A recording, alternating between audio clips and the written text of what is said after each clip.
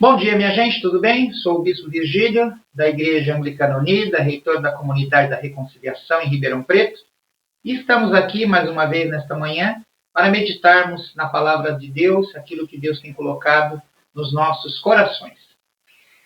A leitura de hoje vai ser feita com base na leitura que nós temos aí como segunda leitura no lecionário, que é Apocalipse, capítulo 3, do versículo 7 até o versículo 13, mas nós vamos deter a nossa atenção sobre o versículo 7. Diz assim: Ao anjo da igreja em Filadélfia escreve: Estas coisas diz o santo, o verdadeiro, aquele que tem a chave de Davi, que abre e ninguém fechará, e fecha e ninguém abrirá.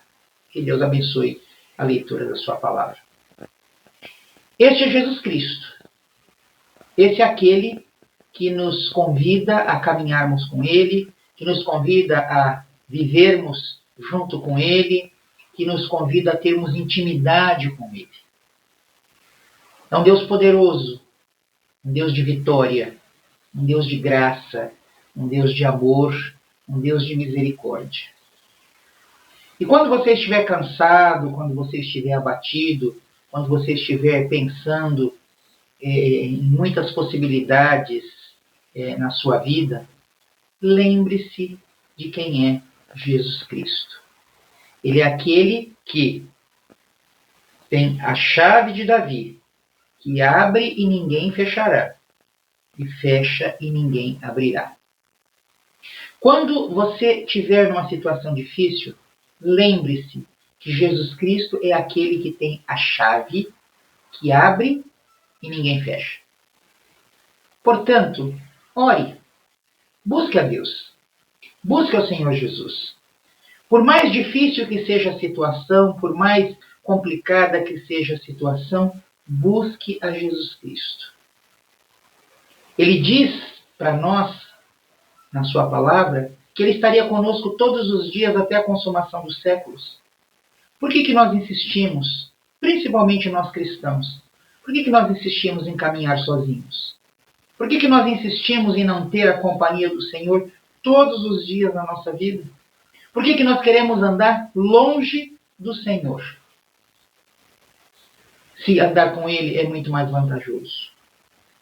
Observe também que diz aqui o versículo 11: Venho sem demora, conserva o que tens, para que ninguém tome a tua coroa. Isso nos dá a ideia, nos dá a clareza de que nós devemos ter perseverança. Nós muitas vezes, principalmente em oração, não somos perseverantes. Oramos às vezes uma vez, duas, três e achamos que com isso as coisas estão resolvidas, as coisas estão satisfeitas. Não, as coisas não caminham assim. O sentimento de necessidade é um dos requisitos básicos que nós temos na nossa vida de oração. Nós nos lembramos aqui de Ana, a mãe de Samuel, que era estéril, e que orou a Deus, que derramou o seu coração na presença de Deus com tanta intensidade, que o sacerdote Eli pensou que ela estivesse embriagada. Tamanha intensidade da oração, tamanha intensidade da devoção, tamanha intensidade da entrega de Ana naquela oração. Você tem orado assim? Ou a sua vida de oração tem sido simplesmente repetir o Pai Nosso, repetir o Salmo 23, repetir os pedidos que você faz todos os dias, orar para comer, orar para dormir, e é só isso? Nós precisamos ter essa intimidade com Jesus para que a bênção de Jesus venha sobre as nossas vidas.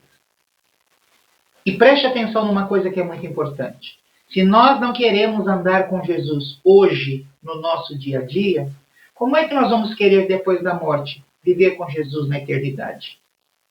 Se hoje que os dias são pequenos, que os dias são falíveis, que os dias são imprecisos, que nós não sabemos o que pode nos acontecer, como é que nós vamos querer viver com Jesus por toda a eternidade na sua bem-aventurança?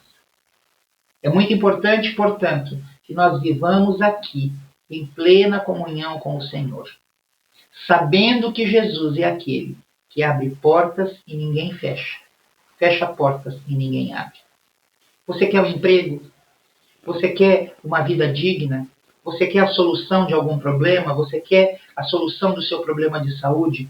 Ore com confiança e creia que o Senhor é aquele que abre portas e ninguém fecha. Fecha portas e ninguém abre. Oremos. Nós te louvamos, ó Deus, te bendizemos, porque a tua graça é melhor que a vida. Te louvamos porque a tua palavra nos revela quem é Jesus e o que Jesus tem para nós. Que nós possamos crer verdadeiramente na palavra do Senhor, crer verdadeiramente naquilo que tu tens revelado a nós. Nós oramos agradecidos em nome do Senhor Jesus de Nazaré. Amém. E hoje, de maneira especial, eu quero dar uma bênção para quem está doente, para quem está enfermo. Que a bênção do Senhor Jesus Cristo seja sobre você e que venha sobre você cura, em nome do Pai, do Filho e do Espírito Santo. Amém. Um beijo do Bispo e até amanhã, se Deus quiser.